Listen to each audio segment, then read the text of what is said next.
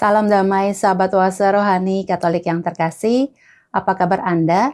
Semoga Anda dalam keadaan sehat, semangat, juga penuh dengan sukacita ya. Jalan-jalan ke Romania, mampir sebentar di Amerika. Pergilah ke seluruh dunia, beritakan Injil kepada mereka. Senang sekali saya Katarina Utami dapat kembali menjumpai Anda dalam acara Oase Rohani Katolik edisi hari ini. Pesta Santo Markus penulis Injil. Bersama saya telah hadir narasumber Oase Rohani Katolik Romo Blasius Sumario SCY. Mari kita bersama menyapa beliau. Romo Mario, apa kabar Romo? Kabar baik Mbak Utami, sahabat Oase Rohani Katolik yang terkasih. Kita bersukacita bergembira karena Tuhan selalu mewartakan kabar baik untuk kita semua. Ya, terima kasih Romo untuk sedianya hadir mengisi acara Oase Rohani Katolik. Baiklah, sahabat Oase Rohani Katolik yang terkasih, kita akan awali acara hari ini dengan doa. Silakan Romo. Mari kita berdoa bersama. Dalam Bapa dan Putra dan Roh Kudus. Amin. Amin. Allah Bapa penebus umat manusia, Engkau telah memuliakan Santo Markus Penginjil dengan anugerah untuk mewartakan Injil. Semoga berkat teladan dan pewartaannya, kami semakin berkembang di dalam iman, dan dengan setia mengikuti jejak Kristus. Dengan perantaraan Yesus Kristus, Putramu, Tuhan kami, yang bersama dengan Dikau dalam persekutuan Roh Kudus, hidup dan berkuasa, Allah sepanjang segala masa. Amin. Amin. Dalam Bapa dan Putra dan Roh Kudus. Amin. Sahabat Oase Rohani Katolik yang terkasih, bacaan liturgi pada hari ini bacaan pertama dari surat pertama Rasul Petrus. Saudara-saudara terkasih, rendahkanlah dirimu seorang terhadap yang lain, sebab Allah menentang orang yang congkak, tetapi mengasihi orang yang rendah hati. Karena itu rendahkanlah dirimu di bawah tangan Tuhan yang kuat, supaya pada waktunya kamu ditinggikannya olehnya. Serahkanlah segala kekhawatiranmu kepadanya, sebab dialah yang memelihara kamu. Sadarlah dan berjaga-jagalah, lawanmu si iblis berjalan keliling, sama seperti singa yang mengaum-ngaum, dan mencari orang yang dapat ditelannya. Lawanlah dia dengan iman yang teguh, sebab kamu tahu bahwa semua saudaramu di seluruh dunia menanggung penderitaan yang sama. Dan Allah, sumber segala kasih karunia, yang telah memanggil kamu dalam Kristus kepada kemuliaannya yang kekal, akan melengkapi, meneguhkan, menguatkan, dan mengokohkan kamu sesudah kamu menderita seketika lamanya. Dialah yang empunya kuasa sampai selama-lamanya. Amin. Dengan perantaran Silwanus, yang kuanggap sebagai seorang saudara yang dapat dipercaya, aku menulis dengan singkat kepada kamu untuk menasihati dan meyakinkan kamu bahwa kasih karunia ini benar-benar datang dari Allah. Berdirilah dengan teguh di dalamnya. Salam kepada kamu sekalian dari kawanmu terpilih yang di Babylon, dan juga dari Markus anakku. Berilah salam seorang kepada yang lain dengan cium yang kudus. Damai sejahtera menyertai kamu sekalian yang berada dalam Kristus. Amin. Demikianlah sabda Tuhan. Syukur kepada Allah. Marilah kita tanggapi dengan Mazmur tanggapan, refren, kasih setiamu ya Tuhan hendak kunyanyikan selama-lamanya. Kasih setiamu ya Tuhan hendak kunyanyikan selama-lamanya. Aku hendak menyanyikan kasih setia Tuhan selama-lamanya. Hendak menuturkan kesetiaanmu turun-temurun. Sebab kasih setiamu dibangun untuk selama-lamanya. Kesetiaanmu tegak seperti langit. Kasih setiamu ya Tuhan, hendak kunyanyikan selama-lamanya. Sebab itu langit bersyukur karena keajaiban-keajaiban-Mu ya Tuhan. Bahkan karena kesetiaan-Mu di antara jemaat orang-orang kudus. Sebab siapakah di angkasa yang sejajar dengan Tuhan? Siapakah di antara penghuni surga yang sama seperti Tuhan? Kasih setiamu ya Tuhan, hendak kunyanyikan selama-lamanya. Berbahagialah bangsa yang tahu bersorak-sorai. Ya Tuhan, mereka hidup dalam cahaya wajah-Mu. Karena nama-Mu mereka bersorak-sorai, dan karena keadilan-Mu mereka bermegah-megah. Kasih setiamu ya Tuhan, hendak kunyanyikan selama-lamanya. Sahabat Oase Rohani Katolik yang terkasih, kita akan masuk dalam bacaan Injil. Marilah kita siapkan hati dan pikiran kita. Haleluya, haleluya, haleluya. Kami memberitakan Kristus yang tersalib. Dialah kekuatan dan hikmat Allah. Haleluya, haleluya, haleluya. Tuhan bersamamu. Dan bersama rohmu, Inilah Injil Kristus menurut Santo Markus. muliakanlah Tuhan. Markus bab 16 ayat 15 sampai dengan 20.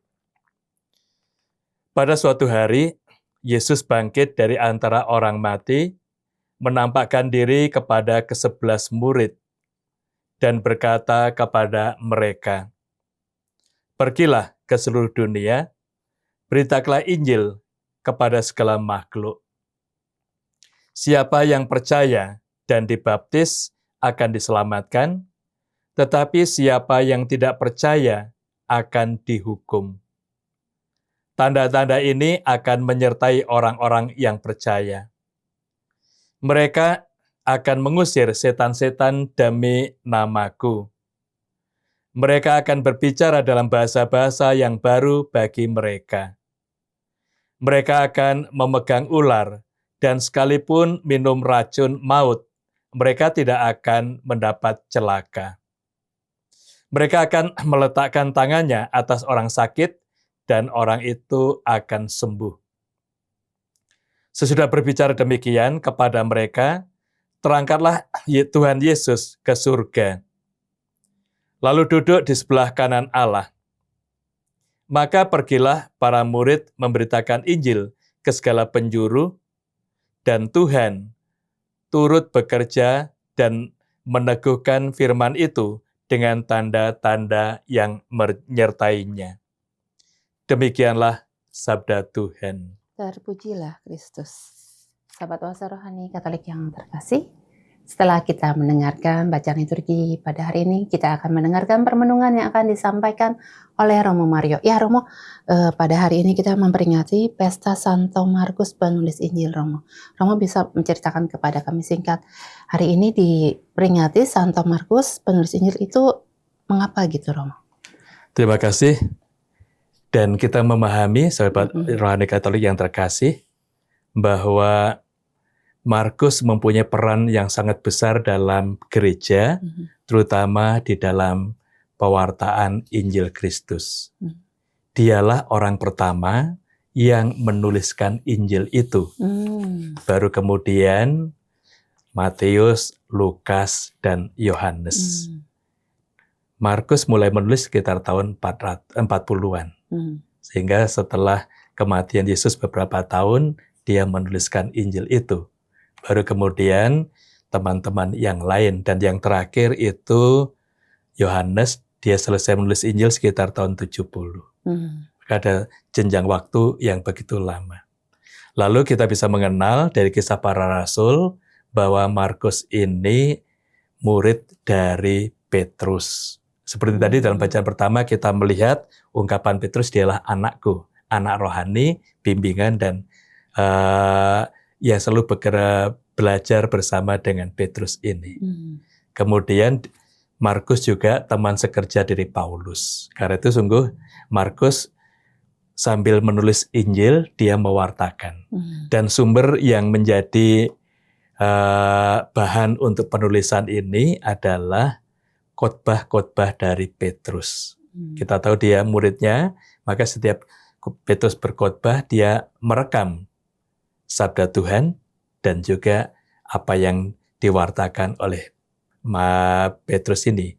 Melalui Markus ini kita mempunyai dokumen warta keselamatan tentang Injil, dan kemudian tulisan itu juga berkembang karena berkat inspirasi Roh Kudus yang membimbing Markus, Lukas, Matius, dan Yohanes. Itu yang kita lihat konteks ini, maka kita rayakan karena dia ini memang sungguh pribadi yang berjasa untuk membukukan sabda Tuhan itu sehingga kita mempunyai kitab suci Injil hari ini. Kemudian mulai dari bacaan yang pertama tadi kita bisa melihat ungkapan dari Petrus. Dia bukan hanya mewartakan sabda Tuhan itu, tapi dia juga membentuk karakter murid-murid Tuhan pada zaman berikutnya. Kita sadar tadi, kita diajak untuk rendah hati karena Tuhan sendiri sangat tidak suka pada orang yang congkak, orang yang sombong, tapi Tuhan memperhatikan pribadi yang rendah hati. Karena itu ungkapan dalam surat tadi memang pertama-tama meneguhkan iman yang baru tumbuh di antara para murid, juga untuk pewartaan daerah-daerah yang sedang berkembang. Tetapi di balik itu ada pesan, semua murid Yesus diajak untuk rendah hati. Sebenarnya juga Petrus itu ingat akan ungkapan Yesus dalam Matius 11 ayat 28 sampai 29. Yesus tegaskan, belajarlah daripadaku sebab aku lemah lembut dan rendah hati. Nah di situ akhirnya pesan utama untuk para murid Yesus kita semua adalah membentuk pribadi kita menjadi pribadi yang rendah hati. Itu yang akan membantu kita untuk melihat pengalaman iman, dan juga Petrus mengajak kita untuk teguh dalam iman, tidak goyah. Karena di situ dalam keteguhan itu kita akan merasakan kekuatan. Namun di lain pihak juga kita perlu waspada. Karena musuh Tuhan, setan, itu selalu berusaha untuk menjatuhkan para murid Yesus ini. Karena itu tadi ungkapan Petrus tadi, setan itu seperti singa yang mengaung-ngaung mencari mangsanya, kelaparan, untuk pribadi yang lengah pasti akan dijatuhkan. Karena itu tadi kita diajak sungguh untuk mengembangkan hidup iman, tapi juga untuk waspada terhadap banyak hal yang ingin menjatuhkan kita dalam iman dan kasih. Itu akhirnya kita setia dalam iman, pasti mendapatkan kekuatan istimewa. Ya Romo. Romo menarik tadi ya, kita belajar dari bacaan hari ini bahwa kita perlu rendah hati, Romo. Ya, tapi di zaman kita yang modern ini, sepertinya rendah hati ini agak-agak gampang-gampang susah atau susah-susah gampang ini, Romo. Menjalankan. Ada kiat-kiat atau bagaimana sih supaya kita bisa rendah hati, Romo? Yang pertama memang kita sadar Tuhan sendiri mengajak kita untuk belajar dari Dia yang lemah lembut dan rendah hati. Pasti itu ada pengamatan sepanjang berkarya itu kekurangan manusia adalah dalam bentuk kesombongan. Orang yang sombong pasti menganggap diri paling benar, paling baik, dan paling sempurna di antara yang lain, padahal kemampuan kita juga sangat terbatas. Bagaimana kita bisa membentuk diri kita menjadi rendah hati? Kita tahu Tuhan menciptakan setiap pribadi itu unik dan dilengkapi dengan berbagai macam talenta, karisma yang berbeda. Karena itu akhirnya kita juga tahu bisa terjadi kita mendapatkan karunia talenta tertentu, tapi kita banyak nggak punya, sedangkan teman-teman kita banyak yang punya. Nah karena itu kalau kita rendah hati, kita juga akan menyadari ada keterbatasan dalam pribadi kita, dan kemudian juga ada kelebihan dalam saudara-saudari kita yang lain. Karena Tuhan menciptakan itu. Nah kalau ini bisa kita kembangkan, kita bisa menerima, menghargai kelebihan orang lain. Yang sering terjadi kan kita hanya bisa melihat kelemahan sedikit pun, itu sudah diwartakan menjadi hal yang langsung dibesar-besarkan. Karena itu akhirnya keutamaan yang lain tidak akan bisa dipahami karena sudah diblok dengan kelemahan yang kecil. Maka Yesus juga ungkapkan, kamu ingin melepaskan selumbar di mata saudaramu, tapi balok di matamu tidak kamu lihat. Nah itu yang akhirnya di sini disadarkan pada kita sungguh diajak untuk melihat kelebihan-kelebihan yang ada dalam pribadi orang lain. Itu akhirnya menjadi juga cara kita mengembangkan sikap rendah hati. Ya Romo, Mungkin bisa kita praktekkan dalam sehari-hari dalam bentuk yang sederhana ini Romo. Seperti bagaimana contohnya nih Romo? Ya kita bisa memahami bahwa pembentukan karakter itu diupayakan dalam pendidikan. Maka pendidikan dasar yang utama adalah keluarga. Karena itu kita penting mendampingi putra-putri membentuk karakter supaya putra-putri juga kecuali pinter, itu rendah hati. Nah sekarang yang terjadi kalau kita perhatikan, pembentukan karakter itu kurang diperhatikan oleh keluarga. Yang jelas, yang sering, yang dicapai, yang didorong adalah pendidikan intelektual. Prestasi. Maka harus sekolah, habis sekolah les, nggak ada waktu lagi untuk yang lain. Padahal karakter ini penting. Maka kalau kita lihat dalam pendidikan orang tua kita zaman dulu, pasti anak-anak dilatih untuk bekerja. Kerja apapun dilatih untuk berusaha, untuk mandiri. Itu suatu pembentukan karakter. Nah sekarang kita bisa melihat orang tua mengungkapkan cintanya memang tidak keliru, mencukupi semua kebutuhan anak. Sehingga anak kurang kesempatan untuk berpikir bagaimana mengalami kesulitan dan sebagainya. Dan itu akhirnya membuat anak itu sangat dalam kehidupannya santai. Nggak ada tantangan, nggak ada itu. Nah, nanti juga ada pengaruhnya, kita juga bisa melihat sekarang ini dalam kehidupan karya, mengapa banyak anak-anak yang produktif sudah resign dalam pekerjaan. Karena kurang menghayati pekerjaan dengan baik, kemudian juga terpengaruh dengan HP untuk bermain, lalu yang juga bisa terjadi bahwa ada tantangan sedikit sudah menyerah. Karena tidak kuat menghadapi tantangan ini. Iya, ada tantangan. Karena itu karakter pribadi ini penting bagi kita untuk dibentuk, untuk dikembangkan dalam kehidupan. Dan ini adalah tanggung jawab masing-masing keluarga, itu adalah orang tua ini, Romo. Ya benar, kita bisa melihat bahwa sekarang ini juga tantangan untuk pendidikan keluarga memang kita paham itu berat. Karena anak sekarang ini kecil, anak TK pun sudah sangat mahir menggunakan HP untuk bermain dan sebagainya. Bahkan anak 2 tahun, 3 tahun belum sekolah pun sudah canggih menggunakan alat komunikasi itu untuk permainan. Akhirnya bisa terjadi anak kecanduan dengan permainan itu sehingga tidak tertarik dengan hal yang lain. Nah karena itulah akhirnya penting bagi keluarga untuk mendidik dengan bijaksana. Misalnya, ada keluarga tertentu yang membatasi anak waktu hari belajar, Senin sampai Sabtu, sampai Jumat, itu nggak pernah pegang HP di rumah. Kemudian waktu untuk belajar, tetapi begitu Sabtu dan Minggu, keluarga ini konsisten memberikan HP supaya anak juga sosialisasi dengan yang lain. Nah, itu ada perbatasan juga, anak juga tahu persis bahwa sekarang ini saya sedang membentuk diri saya dengan kepekaan terhadap sosial yang ada di lingkungan. Itu yang dengan konteks ini juga salah satu cara orang tua melatih anak tidak menuruti keinginan sendiri, tetapi ternyata ada nilai-nilai yang baik dibanding apa yang harus dia ikuti sendiri. Jadi ada sesuatu yang harus dilakukan oleh orang tua nih ya Romo, jangan cuek atau tidak perhatian kepada keluarganya ini Romo. Ya benar, karena kita bisa melihat kedekatan orang tua dengan anak sebenarnya investasi masa depan.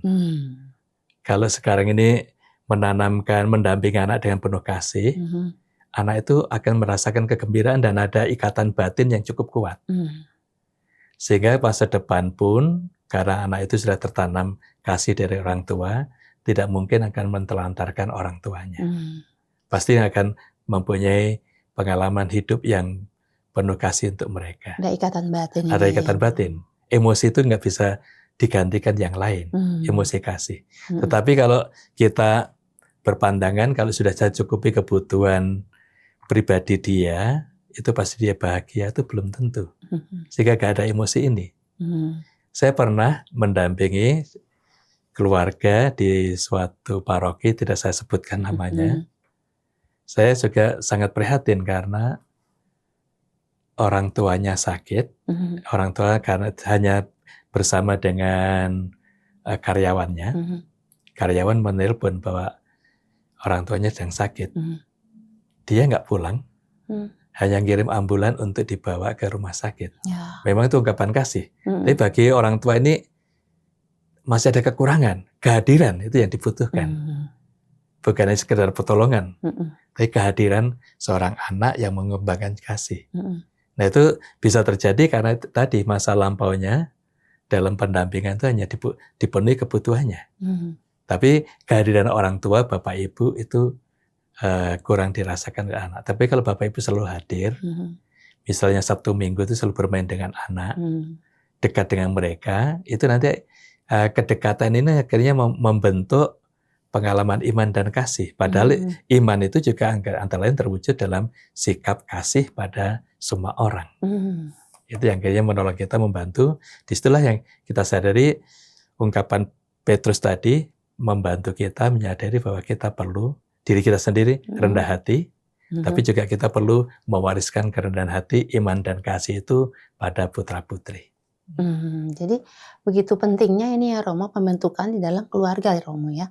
Karena dari keluarga itu bisa keluar ini Romo. Ya benar, karena anak ini sebenarnya kan persemaian kasih Mhm. dan iman, kemudian juga daya hidup, daya juang. Sehingga kalau kita sungguh dekat dengan anak-anak, semangat dan karya orang tua itu akan dilihat.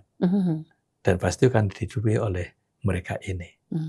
Itu menjadi kekuatan istimewa dan itu akan selalu menyatukan. Sehingga dimanapun kita berada pasti selalu ingat orang tua. Iya Romo. Romo ada lagi yang ingin ditambahkan di sesi yang pertama ini? Ya, yang jelas bagi kita, kecuali kerendahan hati tadi, kita juga bisa melihat kita perlu waspada dengan orang sekitar. Seperti ungkapan Petrus tadi, nah di situ juga putra-putri pun perlu kita ajak untuk berpikir bahwa kita memang perlu berbuat baik kepada semua orang, tapi juga perlu melihat dengan jeli orang-orang sekitar kita, karena bisa terjadi kebaikan kita justru dimanfaatkan oleh orang lain.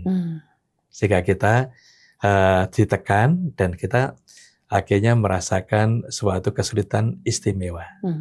Maka Petrus tadi menyadarkan kita di luar kita itu ada segerombolan seperti singa yang mengaung-ngaung mencari mangsanya. Karena itu kita perlu berbuat baik untuk semua orang, itu memang ungkapan diri kita, tapi juga kita perlu jeli untuk bekerja sama dengan banyak orang. Itu juga banyak orang berusaha gagal karena ditipu oleh teman usahanya. Banyak kasus ini ya Romo. Banyak kasus, maka itu kita juga diajak untuk tadi kita perlu hati-hati, waspada, jeli, perbuatan baik tidak perlu kita kurangi, selalu kita tambah. Tapi untuk berbuat baik kita juga perlu melihat orang-orang sekitar kita, siapa yang perlu dan sungguh perlu bantuan bagi kita. Ya, jangan pakai kacamata kuda ya Romo, lurus aja begitu ya Romo. Jadi harus melihat dengan jeli ini Romo. Memang dengan jeli kita, karena juga banyak orang yang berusaha untuk memanfaatkan kita, tetapi juga banyak orang akhirnya merasa bahwa dia baik selama ini dengan saya, pasti dia akan baik. Ternyata setelah bekerja sama dalam hal usaha, banyak orang yang tertipu oleh teman baiknya. Itu. Ya Romo. Terima kasih Romo, kita sudah di penghujung acara di sesi yang pertama, nanti kita akan lanjutkan di sesi yang kedua. Baiklah, sahabat Oase Rohani Katolik yang terkasih, kita akan lanjutkan di sesi yang kedua. Tetaplah di tempat Anda.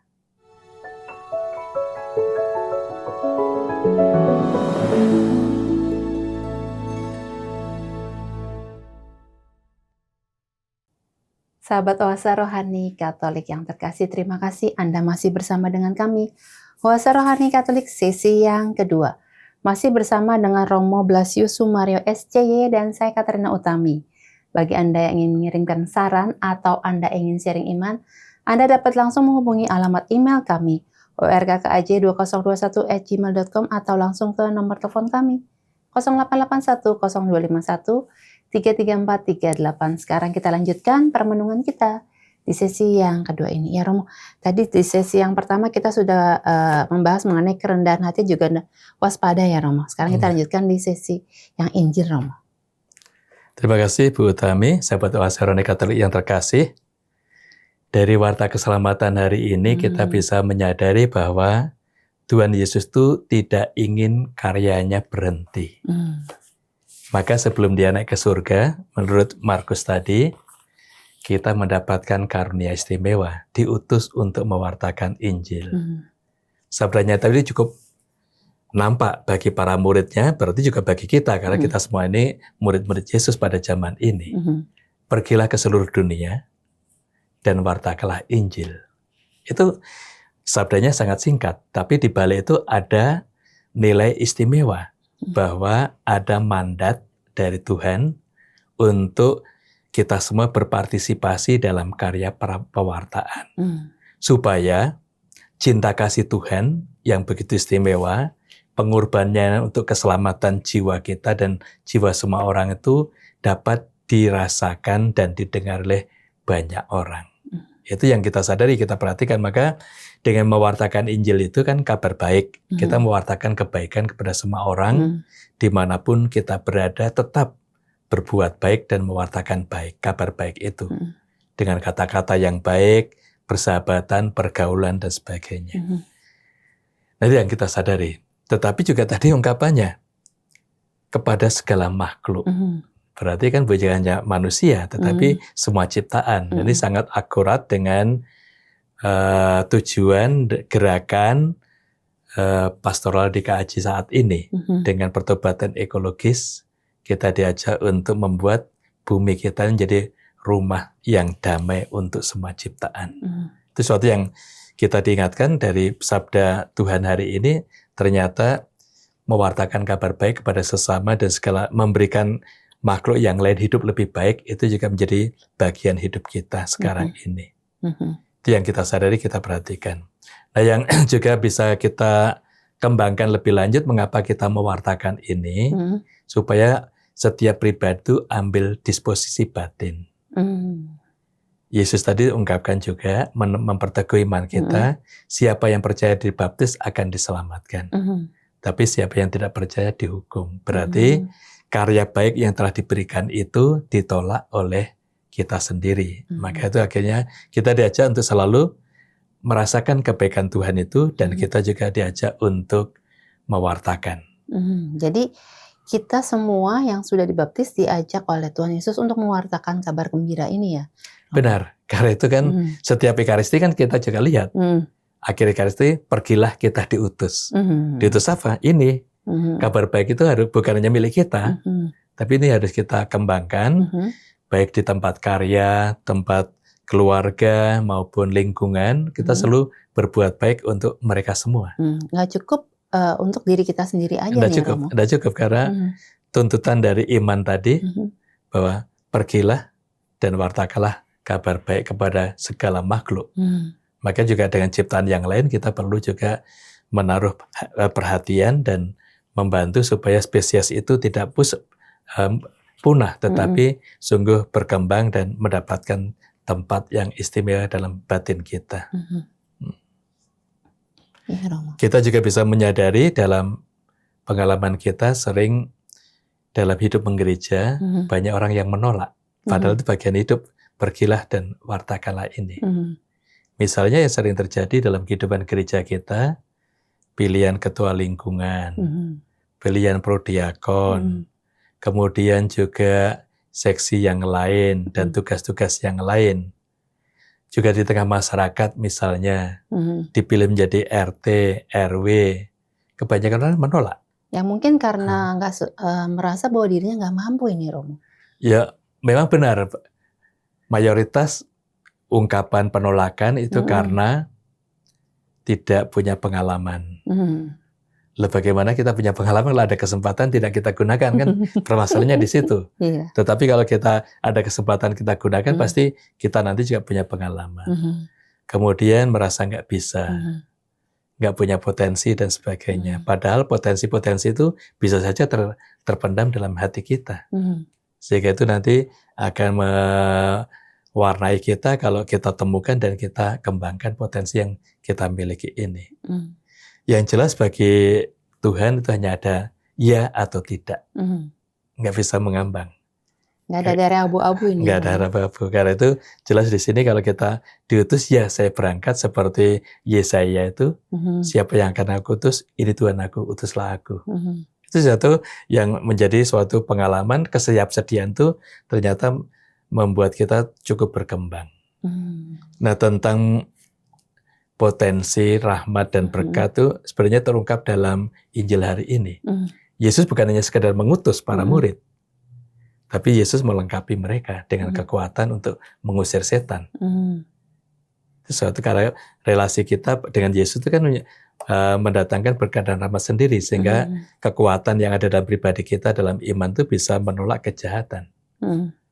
Kemudian tadi mendoakan, menumpangi tangan, dan menyembuhkan yang sakit. Itu bukan kemampuan personal kita. Tapi karena kita menerima tugas perutusan itu, dan Yesus tahu ini dibutuhkan untuk menolong orang supaya hidupnya kan gembira, bahagia. Kita tahu kan orang sakit pasti tidak ada yang bahagia.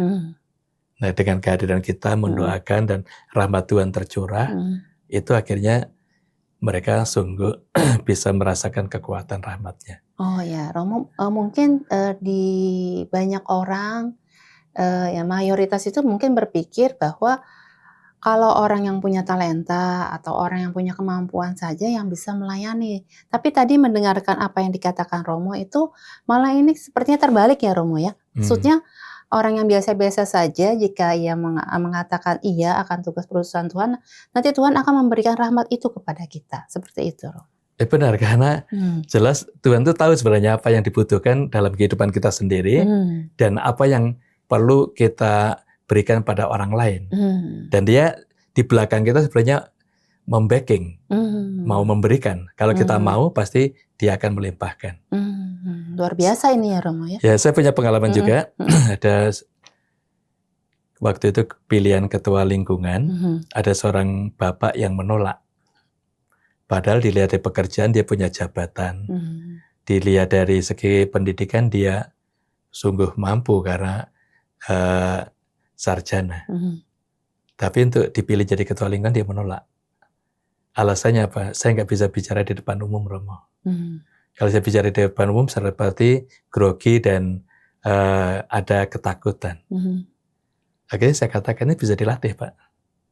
Caranya waktu di rumah sebelum berangkat ke pertemuan itu tulis apa yang dikatakan. Jangan semua, poin-poin saja. Kata ini juga nanti pikiran kita saat melirik tulisan itu sudah terbentuk. Akhirnya benar, setelah 3 bulan menjadi ketua lingkungan, sering tampil, ternyata luar biasa bakat untuk bicaranya. Bahkan dia juga dengan gampang mengulas kembali, karena memang dia akhirnya setelah menjadi ketua lingkungan sering membaca kitab suci. Akhirnya dia membuat renungan juga bagus. Nah, setelah menjadi ketua lingkungannya sulit untuk berhenti waktu bicara. Nah, itu sesuatu yang bisa kita pahami, Pak. Ada rahmat di balik itu. Jadi jangan khawatir, jangan takut. Kita tidak mampu ini, Romo ya. Bahwa nanti Tuhan akan melengkapi semuanya nih, Romo. Ya benar. Tadi sungguh kekuatan yang diberikan Tuhan istimewa itu dalam talenta-talenta yang diberikan pada kita. Maka saat kita diciptakan memang sudah ada talenta yang nampak. Tapi di balik itu sebenarnya masih banyak yang akan diberikan. Ya Romo. Romo, sebelum kita menutup acara ini ada lagi yang ingin disampaikan kepada sahabat kuasa rohani Katolik. Ya memang kita bisa melihat bahwa apa yang diungkapkan Tuhan itu sangat benar. Seperti sekarang ini misalnya, sakramen pengurapan orang sakit. Itu tujuannya 2. Mendapat kesembuhan dan pengampunan dosa. Karena itu kalau seandainya memang sudah waktunya Tuhan mengambil saudara kita ini, jiwanya udah bersih, pasti masuk surga. Lalu yang kedua, yang bisa kita sadari, banyak mujizat dalam sakramen pengurapan orang sakit. Dokter sudah angkat tangan, tidak akan tahan lama, begitu diberi minyak suci, sehat pulih kembali. Luar biasa, Romo. Itu karena apa yang dikatakan Tuhan tadi kan diberikan. Karena itu juga kita sadari dalam konteks ini gereja selalu didampingi oleh Tuhan dan rahmat yang kita butuhkan itu selalu diberikan. Karena itu kita jangan takut untuk menerima perutusan. Karena sungguh keluarga kita akan diberkati, pekerjaan kita diberkati, dan juga kita semakin banyak bersaudara. Kita juga tadi diungkapkan bisa bicara dalam banyak bahasa. Berarti kita juga bisa menemukan kasih di antara saudara-saudari kita yang lain. Ya, luar biasa ini Romo, renungan hari ini. Terima kasih Romo, sangat menguatkan kami semua yang mendengarkan acara Oase Rohani Katolik pada hari ini untuk siap diutus ya Romo, dan nanti juga dapat mendapatkan berkat dan rahmat dari Tuhan. Ya, kita semua diutus oleh Tuhan untuk siap sedia, dan juga dalam proses itu pasti kita akan gembira dan bahagia. Amin. Terima kasih Romo Mario. Baiklah sahabat Oase Rohani Katolik yang terkasih, kita akan akhiri acara hari ini dengan doa dan berkat kasih karunia Allah melalui Romo Mario. Mari kita bersyukur dan kita ungkapkan syukur kita dalam doa kita. Dalam nama Bapa dan Putra dan Roh Kudus. Amin.